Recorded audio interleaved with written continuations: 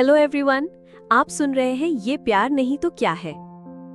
Chapter 69। कृति की बात सुनकर एक बार फिर चिराग की आंखों में आंसू आ गए। वो बिना पलक झपकाए बस उसे देखता रहा, फिर धीमी भर्राई हुई आवाज में बोला, क्या कृति, तुम ऐसे क्यों बोल रही हो? तुम जानती हो ना हमारा रिश्ता कैसा था। क्या सच में हमारे बीच कुछ भी नहीं था सिवाय बॉस और एम्प्लॉय के? कृति ने उसकी आंखों में देखा। उन आंखों में नमी थी, पछतावा था, लेकिन फिर भी कुछ अधूरा। वो शांत लेकिन बेहद सख्त लहजे में बोली, हाँ, कुछ नहीं था। अगर कुछ होता तो आप मुझ पर भरोसा करते। चलो मान लिया, उस वक्त आप मुझ पर भरोसा नहीं कर पाए, लेकिन उसका क्या जब मैंने खुद को बेगुनाह साबित कर दिया था, तब भी आप एक बार मुझसे मिलने नहीं आए। एक कॉल, एक मैसेज तक नहीं किया आपने। उसकी आवाज में शिकायत नहीं थी, बस टूटे हुए भरोसे का बोझ था। चिराग ने सिर झुका लिया, फिर कुछ सेकंड्स बाद बोला, उस वक्त मैं खुद से नजरें नहीं मिला पा रहा था कृति।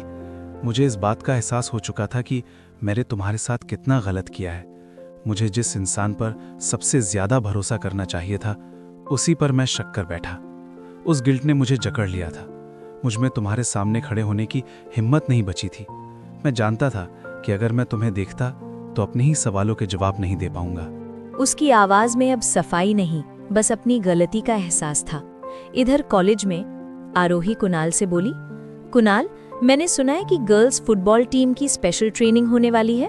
कुणाल उसके सवाल का जवाब देता, पर उससे पहले ही ध्रुव तुरंत बीच में बोल पड़ा, हाँ, क्योंकि अभी गर्ल्स टीम उतनी स्ट्रांग नहीं है जितनी दूसरे कॉलेजेस के मुकाबले चाहिए। इसीलिए कोच ज़्यादा फोकस कर रहे हैं, खासकर टीम की कमजोरियों पर, ताकि आने वाले इंटर कॉलेज टूर्नामेंट में हमारी गर्ल्स टीम टॉप 3 में आ सके।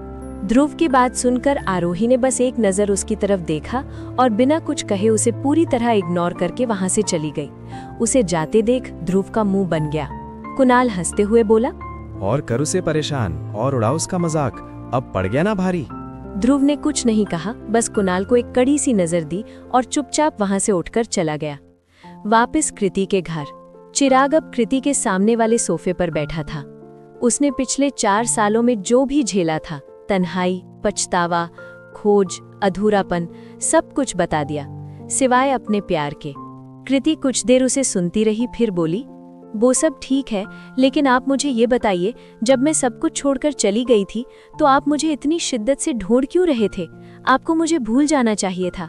आप भूल सकते थे कि कृति नाम की कोई लड़की कभी आपकी जिंदगी में आई भी थी। चिराग ने बिना सोचे जवाब दिया, नहीं भूल सकता था। कृति हैरान होकर बोली, लेकिन क्यों आप मुझे नहीं भूल पाए? क्यों 4 सालों तक लगातार मुझे ढूंढते रहे? चिराग बोला और रुक गया। क्योंकि कृति ने लगभग सांस रोकते हुए कहा, क्योंकि क्या? चिराग बोलिए ना। उसका दिल जोर जोर से धड़क रहा था। चिराग के मन में हलचल मच गई। नहीं, अभी नहीं। अगर मैं अभी सब कह दूं और वो तैयार ना हो तो फिर मुझे उसकी माफी भी नहीं मिलेगी। उसने खुद को संभाला, फिर बेहद सोच समझकर बोला, क्योंकि तुम मेरी दोस्त थी। एक्चुअली थी नहीं, अब भी हो। और मैंने उस दोस्त के साथ बहुत गलत किया था। जिस इंसान पर मुझे सबसे पहले भरोसा करना चाहिए था, उसी को मैंने सबसे ज्यादा चोट पहुंचाई। यह एहसास मुझे चैन से जीने नहीं देता था। मैं अपने ही किए से रोज हारता रहा। मैंने तुम्हें इतना हर्ट किया, ये गिल्ट मुझे रातों को भी सुकून से नहीं सोने देता था। दरवाजे के बाहर खड़ी रचना ने ये सुना तो अपना सिर पीट लिया और मन ही मन बोली, पागल कहीं का, अब भी नहीं बोला, ये अब मेरे हाथों से पिटेगा। इधर कृति का दिल एक बार फिर टूट चुका था। वो कुछ और सुनने की उम्मीद कर रही थी, लेकिन चिराग ने फिर वही घिसा पिटा सा जवाब दे दिया था। उसने खुद को संभालते हुए कहा, अगर आपको इतना ही गिल्ट था मेरे साथ गलत करने का, तो ठीक है, मैंने आपको माफ कर दिया है। अब आप प्लीज यहाँ से चले जाइए। और हाँ, मैंने माफ जरूर कर दिया है, लेकिन हम अब पहले की तरह दोस्त नहीं बन सकते। सो थैंक यू मुझसे मिलने आने के लिए, मुझे कुछ पल की खुशी देने के साथ साथ दर्द भी देने के लिए। इतना कहकर वो उठी और अपने कमरे में चली गई। चिराग बस मायूसी से कृति को जाते हुए देख रहा था। कृति के जाते ही रचना गुस्से से बाहर आई और चिराग को घूरने लगी। चिराग पहले ही कृति के इस तरह उठकर चले जाने की वजह से टूट चुका था। रचना की नजर देखकर सकपका गया। वो झट से हकलाते हुए बोला, क्या हुआ? तुम मुझे ऐसे क्यों घूर रही हो? रचना गुस्से से बोली, शुक्र मनाओ कि मैं सिर्फ घूर रही हूँ, पीट नहीं रही। मुझे तुम पर इतना गुस्सा आ रहा है कि सच में मन कर रहा है तुम्हें हिला हिला कर समझाऊं। कहा था ना मैंने, उसे सच बता देना, लेकिन तुम क्या बोले? गिल्ट, अपराध बोध, नींद नहीं आती। तुम्हें जरा सा भी अंदाजा है कृति ने इसे कैसे लिया होगा? उसे लगा होगा कि तुम सिर्फ अपने गिल्ट की वजह से आए थे, तुम्हारी जिंदगी में उसकी कोई अहमियत नहीं है, तुमसे गलती हुई थी जिसे तुम सुधारना चाहते थे। रचना की बात सुनकर चिराग को एहसास हुआ कि उसने अभी अभी क्या कह दिया था। वो वहीं खड़ा रह गया। कुछ सेकंड्स तक उसकी समझ में ही नहीं आया कि उसने कृति के सामने कितनी बड़ी बात को कितने हल्के शब्दों में कह दिया था। उसने रचना की तरफ देखा। उसकी आंखों में अब सफाई नहीं, खुद से नाराजगी थी। वो धीमी लेकिन गंभीर आवाज में बोला, नहीं रचना, ऐसा नहीं है। वो मेरे लिए कितनी ज्यादा इंपॉर्टेंट है ये तो तुम भी अच्छे से जानती हो। मेरे कहने का मतलब वो बिल्कुल नहीं था जो तुम्हें लगा। मैं उससे प्यार करता हूँ और मैंने अपने उसी प्यार को सबसे ज्यादा चोट पहुंचाई है। ये बात, ये एहसास मुझे चैन से जीने नहीं देता। उसकी यादें मुझे बेचैन करती थी। ये था मेरा मतलब। रचना सामने वाले सोफे पर बैठते हुए बोली, तो फिर तुमने उससे यही क्यों नहीं कहा? जो बात तुम अभी मुझसे कह रहे हो वही उससे क्यों नहीं कही कि तुम्हारी उसकी याद आती थी, तुम उसे मिस करते थे? चिराग ने गहरी सांस ली और बहुत सीरियस टोन में बोला, क्योंकि मेरे लिए उसकी माफी सबसे जरूरी है। मैं चाहता हूँ कि वो मुझे माफ करे, बिना किसी दबाव के, बिना किसी एक्सपेक्टेशन के। अगर मैं उससे अपने प्यार की बात उस वक्त कह दूं जब वो अभी भी मुझसे नाराज है, तो कहीं ऐसा ना हो कि उसे लगे मैं अपनी फीलिंग्स का सहारा लेकर उसकी माफी चाहता हूँ। और मैं ऐसा नहीं चाहता। मैं नहीं चाहता कि मेरा प्यार उस पर बोझ बने। रचना मन ही मन सोचने लगी, यही तो गलती है चिराग। तुम समझ ही नहीं रहे कि कृति की माफी तुम्हारे प्यार से ही जुड़ी है।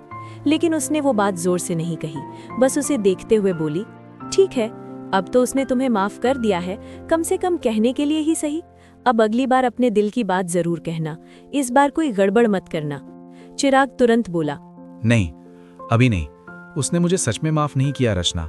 उसने सिर्फ हालात को संभालने के लिए और मेरा दिल रखने के लिए कहा है कि उसने मुझे माफ कर दिया। लेकिन मैं उसकी आंखों में देख चुका हूँ, वो अब भी उतनी ही टूटी हुई है। और जब तक वो पूरी तरह तैयार नहीं होगी, मैं अपने दिल की बात उससे नहीं कहूँगा, क्योंकि मैं अपनी फीलिंग्स उस पर थोपना नहीं चाहता। रचना ने अपना सिर पकड़ लिया। वो इरिटेट होकर बोली, हे भगवान, तुम्हें समझाने का कोई फायदा ही नहीं। ठीक है, जो तुम्हें सही लगे वही करो। बस इतना याद रखना, कभी कभी सही पल का इंतजार करते करते हम खुद उस पल को खो देते हैं। और हाँ, अगर कभी मेरी जरूरत पड़े तो मैं यहीं हूँ। इधर ग्राउंड में आरोही अपनी फुटबॉल टीम की ट्रेनिंग के लिए पूरी तरह तैयार थी। उसने कोच के पास जाकर कहा, कोच, मेरी टीम रेडी है, आप ट्रेनिंग शुरू करवा सकते हैं। कोच ने मुस्कुराते हुए कहा, ट्रेनिंग मैं नहीं, कोई और करवाएगा। आरोही हैरानी से बोली, कौन कोच? कोच ने एक तरफ इशारा करते हुए कहा, वो दोनों। आरोही ने उधर देखा। ध्रुव और मयंक बास्केटबॉल कोर्ट में एक दूसरे के साथ कंपटीशन कर रहे थे। आरोही उन दोनों को देख हैरान थी। उसने हैरानी से कोच की तरफ देखा। कोच उन दोनों को खेलते देख बोले, ये दोनों बेहतरीन प्लेयर हैं और दोनों ही अपनी अपनी टीम के कैप्टन। प्रॉब्लम बस एक है, ये दोनों एक दूसरे के साथ नहीं, एक दूसरे के खिलाफ खेलते हैं और एक दूसरे के साथ कोऑपरेट भी नहीं करते। टूर्नामेंट में हम 2 टीमें नहीं भेज सकते, एक ही टीम जाएगी। और अगर ये दोनों एक ही टीम में खेलें तो हमारे जीतने के चांसेस काफी बढ़ जाएंगे। पर इसके लिए इन दोनों को एक दूसरे के अगेंस्ट नहीं, एक दूसरे के साथ खेलना होगा। कोच ने थोड़ा रुककर कहा, इसलिए मैंने सोचा कि इन्हें गर्ल्स टीम की ट्रेनिंग दी जाए। एक दूसरे से बेहतर बनने की कोशिश में ये दोनों अनजाने में एक दूसरे के साथ खेलना सीख जाएंगे। और ध्रुव तो तुम्हारा दोस्त है, तो अब तुम्हें ही उसे गर्ल्स टीम की ट्रेनिंग देने के लिए तैयार करना होगा।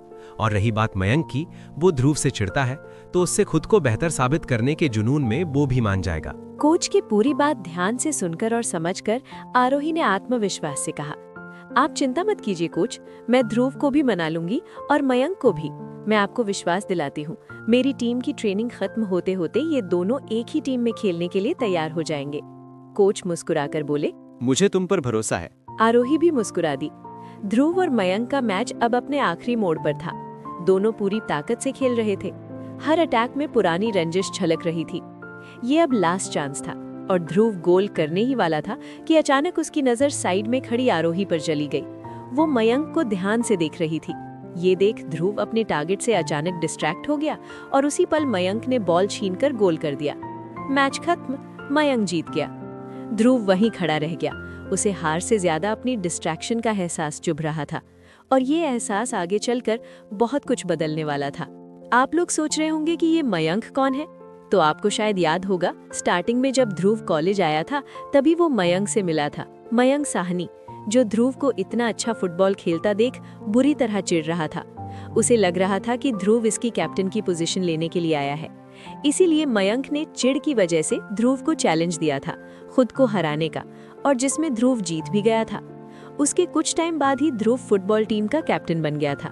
तभी से ये दोनों एक दूसरे को बिल्कुल भी पसंद नहीं करते और एक दूसरे को बस हराने के बहाने ढूंढते रहते हैं। इधर आरोही, जो मयंक को देखकर कुछ सोच रही थी कि अगर मैं मयंक को अपनी टीम को ट्रेनिंग देने के लिए सिलेक्ट करूं तो ध्रुव खुद को बिल्कुल भी नहीं रोक पाएगा हमारी टीम को ट्रेनिंग देने के लिए, जिससे दोनों ही एक साथ ट्रेनिंग कराएंगे। वो ये सब सोच ही रही थी कि तभी उसने देखा कि मयंक ने ध्रुव के हाथों से बॉल लेकर गोल कर दिया और जीत गया। ये देख वो खुश हो गई कि उसे मयंक को चुनने का मौका मिल गया। तो गाइज, आज का चैप्टर तो यहीं खत्म होता है। अगर आपको मेरी ये कहानी पसंद आ रही हो तो वीडियो को लाइक करें, अपने फेवरेट मोमेंट को कमेंट में जरूर शेयर करें। आपके हर एक कमेंट से हमें और लिखने की हिम्मत मिलती है। और हाँ, मेरी चैनल को सब्सक्राइब करना ना भूलें, साथ ही बेल आइकन जरूर दबाएं ताकि इस जज्बाती सफर का कोई भी हिस्सा आप मिस ना करें। अगले चैप्टर में फिर मिलेंगे कुछ नए मोड़ों, कुछ अधूरे अल्फाजों और बहुत सारे एहसासों के साथ। तब तक के लिए bye bye and take care.